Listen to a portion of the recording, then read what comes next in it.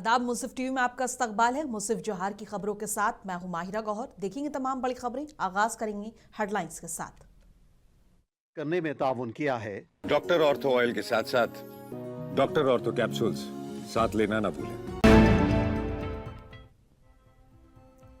जामताड़ा के Fatehpur degree college को मिली बड़ी सौगात। अत्याधुनिक लाइब्रेरी और सोलर लाइट व्यवस्था का विधानसभा अध्यक्ष रविन्द्रनाथ महतो ने किया उद्घाटन।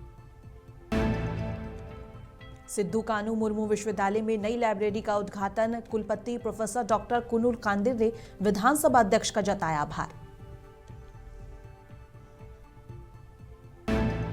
पाकुड़ में जेएमएम जिला समिति की अहम बैठक हुई संपन्न। 20 सूत्री समिति गठन को लेकर बनी रणनीति।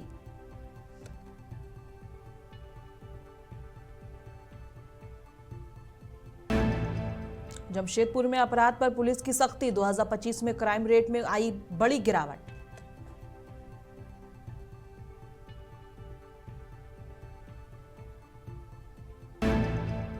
हजारीबाग में ठंड के बीच गरीबों में बांटे गए कंबल। प्रधान जिला और सत्र न्यायाधीश के निर्देश पर पहुंचाई गई राहत।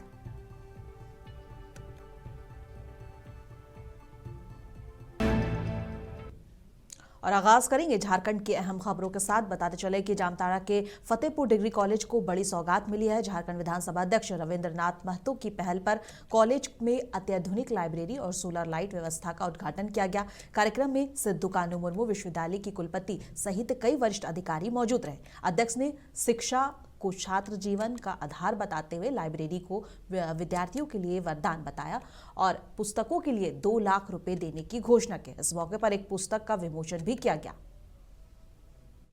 ये तो जनप्रतिनिधि का कर्तव्य होता है कि जनप्रतिनिधि जो है उन्हें उस क्षेत्र के जनताओं के लिए जो सुख सुविधा होता है, जो तकलीफ है, सुख सुविधा देना पड़ता है, तकलीफ को दूर करना पड़ता है। हमने इस चीज़ को महसूस किया है अपने जीवन से भी।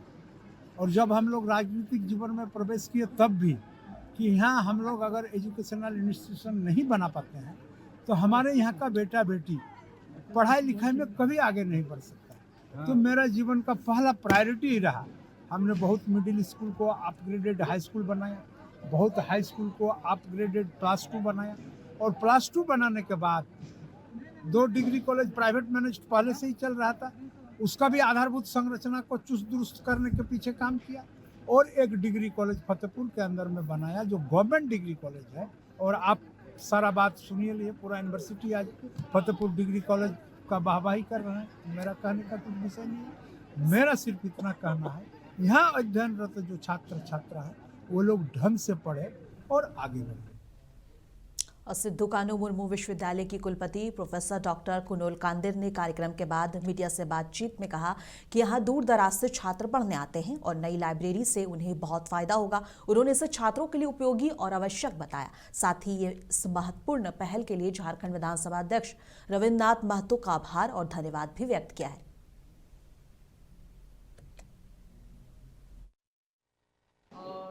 बहुत दूर दूर से यहाँ विद्यार्थी आते हैं।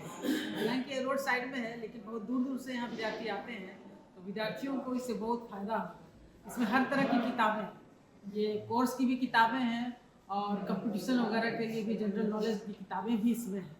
तो इसलिए इस लाइब्रेरी के द्वारा बच्चों को बहुत अधिक फ़ायदा होगा और मेरी तो ऐसी आशा है कि बच्चे और आगे बढ़ सकेंगे, बहुत अधिक नॉलेज गेन कर सकेंगे और एक आदत भी बन जाएगी पढ़ने की। तो जितना अभी पढ़ेगा उतना आगे बढ़ेगा। इसलिए मैं तो बहुत धन्यवाद देना चाहती हूँ यहाँ के जो स्पीकर साहब, जो अध्यक्ष महोदय हैं, उन्होंने अपनी कृपा यहाँ दिखाई और इतनी बड़ी लाइब्रेरी यहाँ बनवा दी जिसमें बहुत सारी किताबें आ गई हैं। तो इस क्षेत्र के बच्चों को इसके बहुत फ़ायदा होगा। साथ ही साथ उन्होंने जो सोलर पैनल का भी इंतजाम कर दिया है वो भी इस महाविद्यालय के लिए बहुत ही फायदेमंद होगा और किसी भी तरह की कठिनाई नहीं होगी। पाकुड़ जिले के धनुषपूजा स्थित जेएमएम जिला कार्यालय में आज जिला समिति की एक खास मीटिंग हुई। बैठक की अध्यक्षता जिला अध्यक्ष अजीजुल इस्लाम ने की, जबकि मुख्य अतिथि के तौर पर लिट्टीपाड़ा विधायक हेमलाल मुर्मू मौजूद रहे। बैठक में प्रमुख स्तर पर 20 सूत्री समिति के गठन पर चर्चा हुई। विधायक हेमलाल मुर्मू ने कहा कि पार्टी के लॉयल और एक्टिव कार्यकर्ताओं को ही समिति में शामिल किया जाएगा। साथ ही एसआईआर को लेकर बूथ लेवल एजेंट्स को जागरूक करने पर जोर दिया गया। जिला अध्यक्ष ने 2 दिन में सूची सौंपने और सरकार की योजनाओं के प्रचार के लिए निर्देश दिए हैं। और आज की बैठक का मुख्य मुद्दा था कि केंद्रीय समिति की तरफ से ये निर्देश आया है कि आप लोग 20 सूत्री कमेटी का गठन प्रखंड और जिला स्तर में होना है, उसके नामों को चयन करके आप लोग भेज दें। और चूंकि गठबंधन की सरकार है, इसलिए उसी अनुरूप हम लोग आज निर्णय लिए कि हम लोग जल्द से जल्द यहाँ से नामों को भेजने का काम करेंगे। बीएलए को हम लोग को मजबूती से प्रशिक्षण देके ठोस करना है, क्योंकि किसी भी समय एसआईआर शुरू कर दिया जा सकता है केंद्रीय चुनाव आयोग के तरफ से, और इसीलिए हम लोग उसके लिए आगे तैयारी करेंगे कि कैसे प्रशिक्षण दें और प्रशिक्षण दे करके लोगों को मजबूती करें। जी बता ही दिए, मेन मुद्दा जो था कि सदस्यता फॉर्म वाला, तो पुराना सदस्यता फॉर्म हम लोगों का जितना भी आया था लगभग जमा कर दिया गया है। अभी चूँकि हमारे पहले जिला के माने पार्टी के अध्यक्ष जो थे माननीय गुरुजी, वो अब नहीं रहे। अब नया जो हमारे अध्यक्ष माननीय हेमंत सोरेन जी बने हैं, अब उनके साइन पर जो सदस्यता फॉर्म आया है, तब उनको हम लोग सभी प्रखंड, सभी पंचायत, गांव-गांव तक में जाके अपना फिर से सदस्यता फॉर्म। और झारखंड के हजारीबाग में कड़ाके की ठंड को देखते हुए प्रधान जिला और सत्र न्यायाधीश रंजीत कुमार के निर्देश पर कंबल वितरण किया गया। हजारीबाग जिला विधिक सेवा प्राधिकार के सचिव गौरव खुराना ने बताया कि यह सामाजिक दायित्व है और जरूरतमंदों को मदद पहुंचाना हमारी जिम्मेदारी। इस मौके पर कई लोगों को कंबल वितरित किए गए और राहत कार्य जारी रहेगा। गरीबों तक पहुंच रही है कंबल वितरण जी, क्या कार्यक्रम है, सबके से पहुंच रहे हैं? देखिए, ये हमारा हर साल का कार्यक्रम होता है और माननीय झारखंड राज्य विधिक सेवा प्राधिकार रांची के निर्देश पर और माननीय प्रधान जिला एवं सत्र न्यायाधीश के निर्देश पर हम लोग जिला प्रशासन के सहयोग से हमारी कोशिश रहती है कि मतलब इस जो ठंड अभी पड़ रही है, इसमें हम किस तरह से लोगों की मदद कर पाएँ।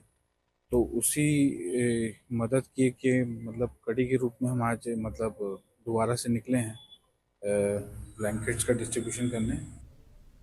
और जमशेदपुर के एसएसपी पीयूष पांडे ने बताया कि पुलिस की बेहतर स्ट्रैटेजी और इफेक्टिव पुलिसिंग के चलते साल 2024 के मुकाबले 2025 में जिले में अपराध के मामले में नोटिसेबल कमी दर्ज की गई। एसएसपी के मुताबिक लगातार मॉनिटरिंग और क्विक एक्शन से लॉ और ऑर्डर मजबूत हुआ है।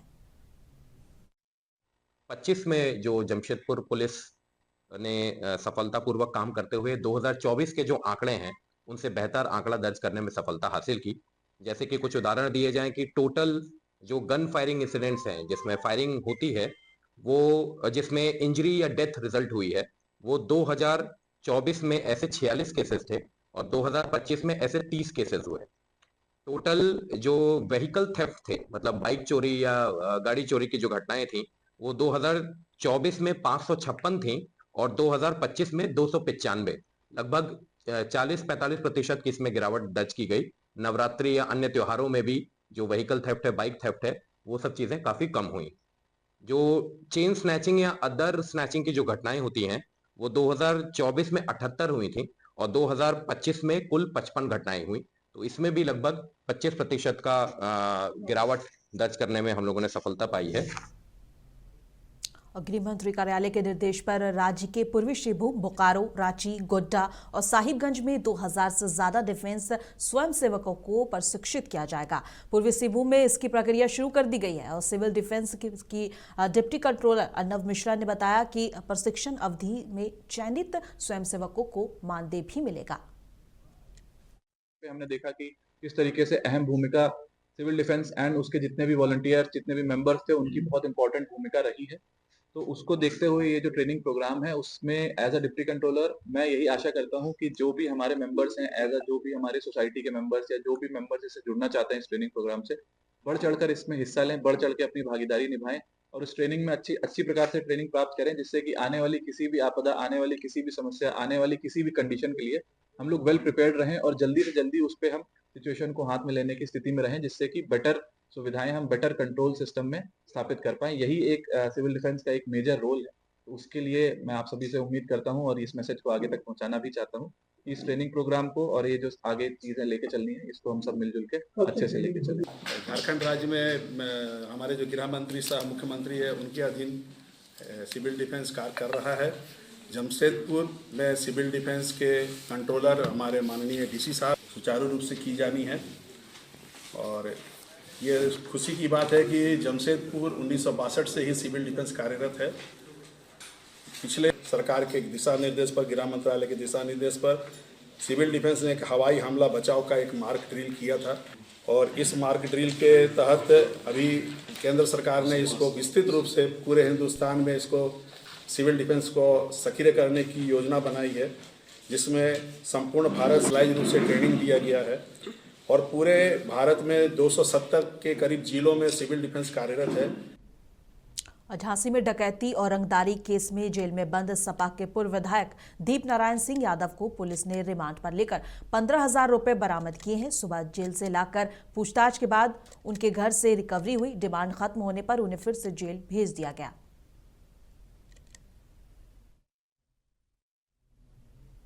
अमरोहा के बचरायू थाना इलाके में एक इल्लीगल फायर क्रैकर्स फैक्ट्री में जोरदार ब्लास्ट हुआ। धमाके से आग धुआं फैल गया और कई मजदूर घायल हो गए। पुलिस फायर ब्रिगेड मौके पर पहुंची। रिलीफ रेस्क्यू जारी है। फैक्ट्री बिना अनुमति चल रही थी। सीओ धनौर अंजलि कटारिया ने बताया कि बचरायू थाना क्षेत्र के गांव मलेशिया के पास एक अवैध पटाखा फैक्ट्री में अचानक धमाका हुआ। सूचना मिलते ही पुलिस और फायर ब्रिगेड मौके पर पहुंची और राहत बचाव शुरू किया गया। हादसे में घायल मजदूरों को अस्पताल में भर्ती कराया गया है। फिलहाल मामले की जांच की जा रही है। 5 जनवरी को बचरायू थाना क्षेत्र अंतर्गत मलेशिया चौकी के पास स्थित एक डिटर्जेंट और साबुन बनाने वाली फैक्ट्री में आग लगने की सूचना प्राप्त हुई। सूचना प्राप्त होते ही पुलिस और अग्निशमन विभाग की टीमें मौके पर पहुंची। फायर ब्रिगेड ने तुरंत आग को बुझा लिया। जांच की गई तो देखा गया कि इस फैक्ट्री के पीछे एक कमरे में बच्चों के माचिस वाले पटाखों का भंडारण होना भी पाया गया। प्रकरण में कोई घायल नहीं हुआ है, ना ही कोई जनहानि हुई है। मामले में अभियोग पंजीकृत कर आवश्यक वैधानिक कार्यवाही की जा रही है। कानून एवं शांति व्यवस्था सामान्य है। और झांसी के थाना नवाबाद क्षेत्र में ऑटो पलटने से महिला की मौत का मामला अब मर्डर सस्पेशन में बदल गया है। मृतका के पति की तहरीर पर पुलिस ने हत्या का केस दर्ज किया है। 2 नामजद आरोपी हिरासत में है, जबकि मुख्य आरोपी फरार है, जिस पर 25,000 का इनाम घोषित किया गया है। पुलिस ने जानकारी देते हुए बताया मामले की जांच की जा रही है। 2:30 बजे थाना नवाबाद जनपद झांसी क्षेत्र अंतर्गत कंट्रोल रूम से बताया गया था कि एक ऑटो जो है पलट गई है और उसके नीचे एक महिला जो है दबी हुई है। तत्काल मौके पर नवाबाद पुलिस पहुंचे हैं और जो मृतिका का शव है उसको हॉस्पिटल भिजवाया गया।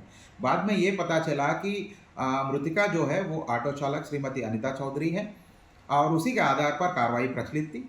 सुबह परिवार ने उनके पति जो श्रीमती अनिता चौधरी के पति ने तहरीर दिया कि उनको शक है कि 3 लोग मुकेश झा मुख्य आरोपी और उनके साथ 2 लोग शिवम झा एवं मनोज झा, शिवम झा उनके पुत्र है और मनोज झा उनके बहनोई हैं, इनके द्वारा महिला की हत्या करके हत्या कर दिया गया है।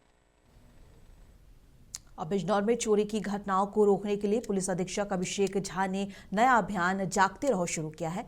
नगीना थाना क्षेत्र में क्षेत्राधिकारी अंजनी कुमार ने गांव-गांव जाकर रात में ग्रामीणों को चोरी से बचाव और सतर्क रहने के लिए जागरूक किया।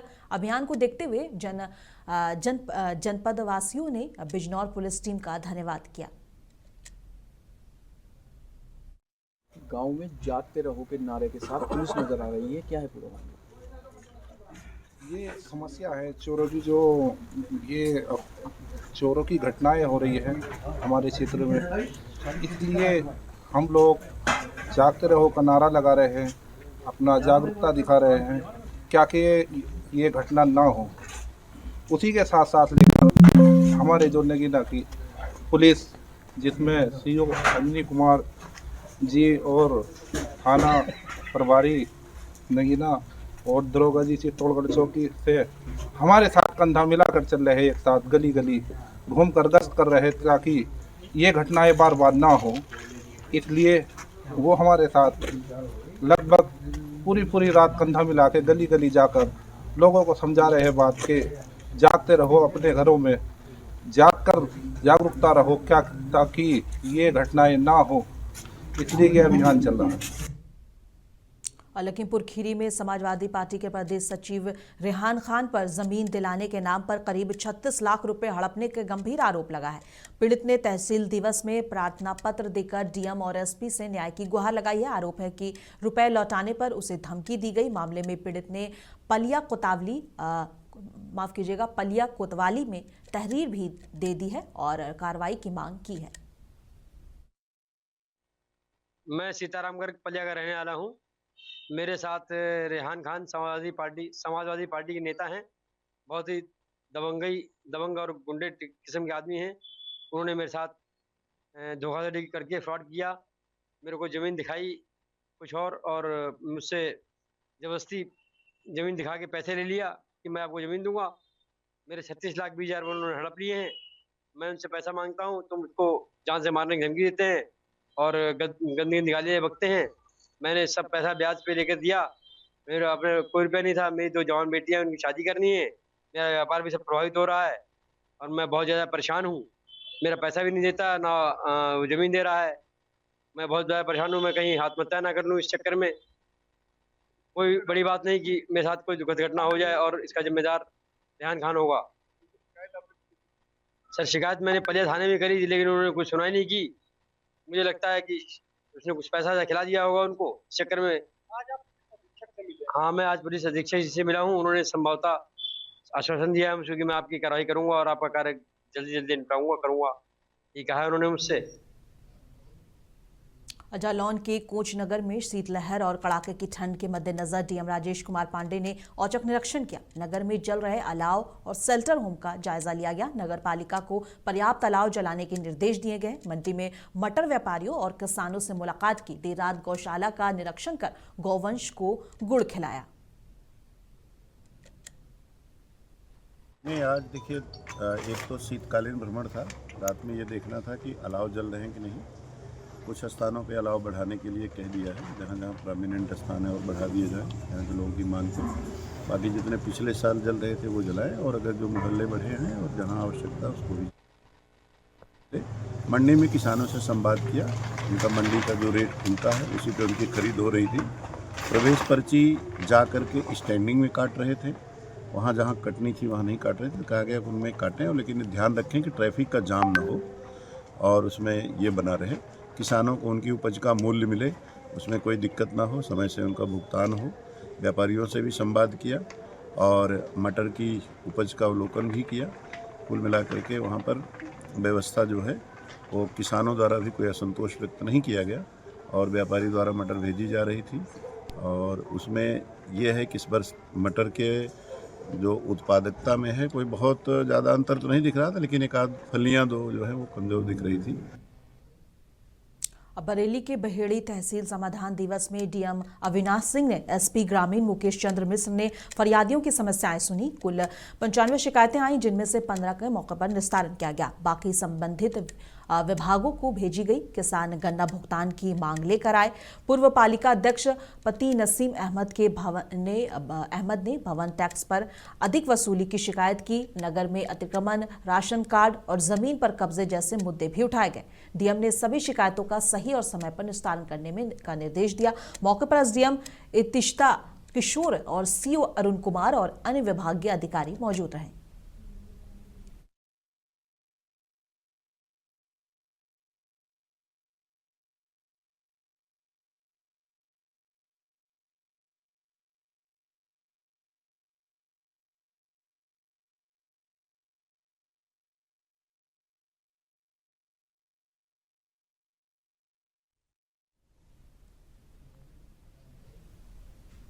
अब बीजेपी नेता प्रवीण खंडवाल ने दिल्ली में आयोजित हो रहे भारतीय व्यापार मंडल के बारे में कहा कि प्रधानमंत्री नरेंद्र मोदी के आत्मनिर्भर भारत और मेक इन इंडिया और मेड फॉर इंडिया और made for the world vision के तहत confederation of all India traders 1 से 4 मई तक भारत मंडपम प्रगति मैदान में इंडियन ट्रेड फेयर का आयोजन कर रहा है। इस इवेंट में 2000 से ज्यादा स्टॉल होंगे और इसमें लगभग 10 लाख लोगों के आने की भी संभावना है।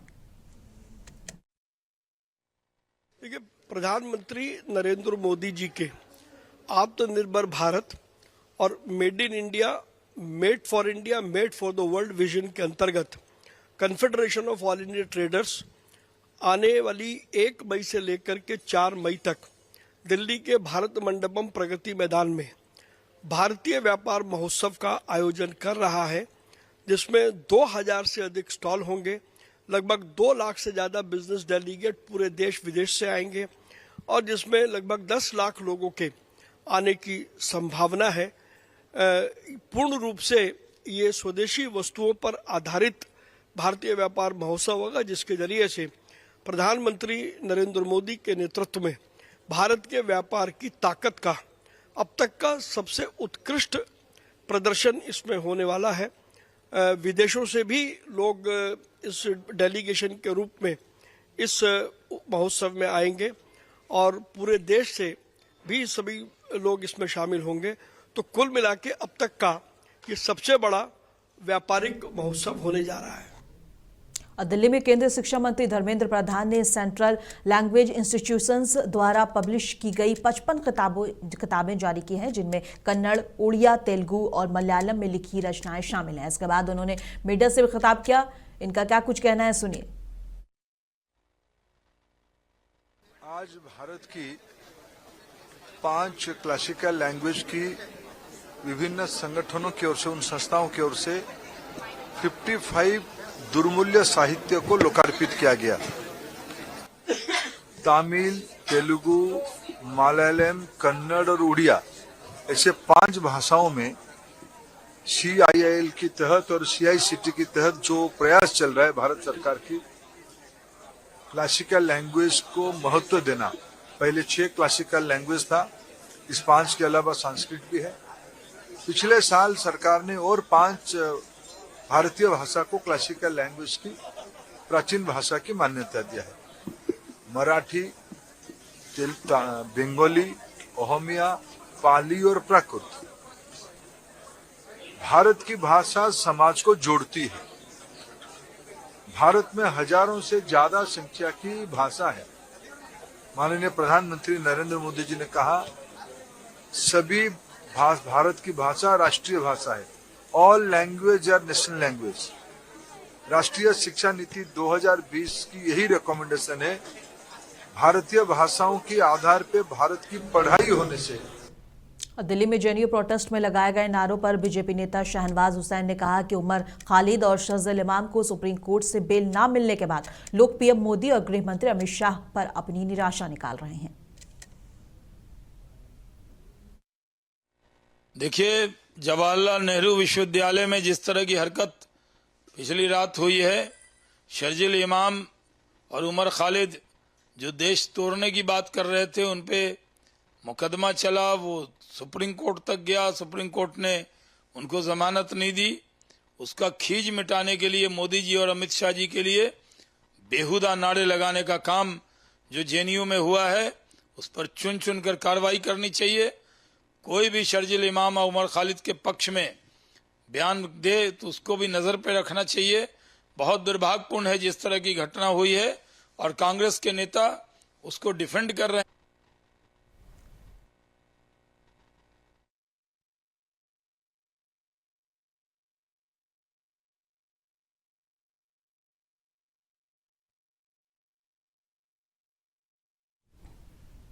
जालौन के जिला कारागार उरई में 58 वर्षीय कैदी मेवालाल चौधरी की संदिग्ध परिस्थितियों में मौत हो गई। 15 साल पुराने जहर खुरानी के मामले में उन्हें 1.5 साल से जेल में रखा गया था और 7 साल की सजा सुनाई गई थी। तबीयत बिगड़ने पर उन्हें मेडिकल कॉलेज ले जाया गया, जहां उपचार के दौरान उनकी मौत हो गई। कैदी के बेटे ने जिला प्रशासन को जिम्मेदार ठहराया। मौके पर पुलिस पहुंचकर शव पोस्टमार्टम के लिए भेजा गया। क्या नाम है आपका? सुमित कुमार। कहाँ से आए? मुरादा खीरी से। क्या मामला है? ये जहर कुरानी का मामला है। 6 लोगों को फर्जी फंसाया गया था, उसमें मेरे पिताजी भी थे। यहाँ आप कहाँ मौजूद हैं? हम यहाँ पे मेडिकल कॉलेज में हैं। तो किस वजह से यहाँ पर आए हैं? इस वजह से आए, मेरे पिताजी डेथ हो गए। कैसे मौत हुई है उनकी? इसका कारण पुलिस ने बताया नहीं है, जेल पुलिस ने बताया नहीं है हमें। क्या नाम था उनका? श्री मेवालाल। किस मामले में बंद थे वो? जहर खुरानी में थे। कब से बंद थे? 1.5 साल से। तो पुलिस द्वारा जो सूचना मिली है, मौत का कारण बताया है? मौत का कारण कोई नहीं बताया अभी तक। आप क्या मांग करते हैं कार्रवाई की? हम कार्रवाई की जांच मांगते हैं, जांच होना चाहिए हमारे पिताजी की, कैसे मौत हुई। किस मामले को लेकर बंद थे वो जेल में? वो जहर कुरानी के मामले में बंद थे। फर्जी फंसाया गया था। 6 लोगों को, 5 लोगों को बरी कर दिया गया था। ये हमारे पिताजी को सजा से बोल दी। कितने साल पुराना मामला था जहर कुरानी? 15 साल पुराना मामला। प्रशासन से कार्रवाई की मांग है क्या? हाँ। संभल के असमूली थाना क्षेत्र के राया बुजुर्ग गांव में तालाब की जमीन पर अवैध रूप से बने मकानों और मस्जिद के कब्जे को प्रशासन ने हटाना शुरू कर दिया है। 3 मकानों और मस्जिद के मुतवल्ली को पहले ही नोटिस दिया गया था। उन्हें खुद से निर्माण हटाने का मौका मिला और गौसुलवारा मस्जिद का मुख्य हिस्सा तोड़कर जमीन समतल की जाएगी और भविष्य में सरकारी इमारत बनाने में उपयोग किया जाएगा। कार्रवाई के दौरान 500 पुलिसकर्मी और नायब तहसीलदार, कानूनगो और लेखपाल तैनात किए गए। ये कार्रवाई उच्च न्यायालय के निर्देश के तहत की जा रही है और अवैध अतिक्रमण हटाने की प्रक्रिया जारी है। बुजुर्ग में आज अवैध निर्माण हटाने की कार्रवाई हुई है। क्या क्या निर्माण है, क्या क्या हटाया जाना है? हटाने की कार्रवाई नहीं हो रही है। जैसा कि आप देख रहे हैं, इन लोगों के द्वारा अवैध निर्माण खुद हटाया जा रहा है। ये गाटा संख्या 682 है। 880 वर्ग मीटर तालाब की भूमि है, जिस भूमि पर इन लोगों के द्वारा कब्जा कर मकान बनाया गया है। और इस पर फरवरी 2025 में धारा 67 की कार्रवाई की गई थी और इसके बाद इन्होंने अपीलेट कोर्ट में भी अप्रोच किया, परंतु अपीलेट कोर्ट से भी इनको कोई रिलीफ नहीं मिली। उसी के क्रम में आज इनके द्वारा अपना कब्जा स्वयं हटाया जा रहा है। कुल कितने मकान है ये और कौन कौन है ये कब्जेदार? कोई मस्जिद का मुतवल्ली भी बताया जाता है। अबरार, असरार और बाबू 3 व्यक्ति हैं जिनके द्वारा कि ये कब्जा किया गया था और जो इन लोगों के द्वारा हटाया जा रहा है। हाँ, ये बात भी है कि इन्हीं लोगों के द्वारा एक रिजर्व लैंड पर एक बड़ी मस्जिद का निर्माण कराया गया था और रिजर्व लैंड पर ही इनके द्वारा तालाब की भूमि पर बैंक्वेट हॉल का निर्माण कराया गया था। इस प्रकार ग्राम समाज की संपत्तियों का उपयोग जो ग्राम समाज के हित में होना चाहिए, वह इस व्यक्ति के द्वारा स्वयं किया जा रहा था। ऐसे में इनके विरुद्ध नियमानुसार धारा 67 की कार्रवाई की गई और आप लोगों ने भी जैसा कि बताया था, दिखाया था कि माननीय उच्च न्यायालय में एक PIL योजित की गई 29-33 6 अक्टूबर 2025 को माननीय न्यायालय ने यह निर्देश दिया कि ग्राम समाज के सभी कब्जों को 90 दिन के अंदर हटा दिया जाए, अन्यथा संबंधित अधिकारियों और कर्मचारियों के विरुद्ध न्यायालय कार्रवाई करेगा। ये सारी प्रक्रियाएं उसी निर्देशों के क्रम में संपादित की जा रही है। तो क्या कुछ जुर्माना भी लगा है? हाँ, जुर्माना भी लगा है। जुर्माना की वसूली नियमानुसार इनसे की जाएगी। अच्छा, मस्जिद का अवैध अभी हिस्सा कुछ खड़ा हुआ है, स्ट्रक्चर? मस्जिद और बैंकेट हॉल को ग्राम सभा को हस्तगत करा दिया गया है और ग्राम सभा उस पर निर्णय लेकर के अग्रिम कार्रवाई करेगी। अब मुंसिफ जौहर की खबरों में बस इतना ही। कल फिर मिलेंगे इसी वक्त। तब तक के लिए देश दुनिया के तमाम खबरों के लिए बने रहें मुंसिफ टीवी के साथ।